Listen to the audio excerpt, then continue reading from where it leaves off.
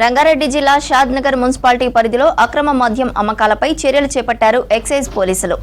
గత కొన్ని రోజులుగా బెల్ట్ షాపులపై దాడులు చేసి అక్రమంగా నిల్వ ఉంచిన అమ్ముతున్న మద్యాన్ని సీజ్ చేశారు.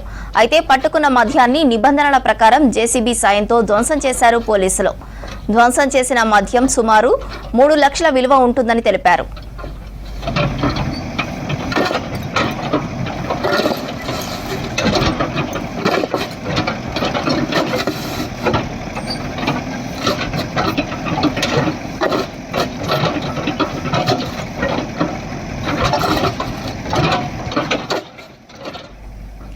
రంగారెడ్డి జిల్లా షాద్నగర్ మున్సిపాలిటీ పరిధిలో అక్రమ మద్యం అమ్మకాలపై చర్యలు చేపట్టారు ఎక్సైజ్ పోలీసులు.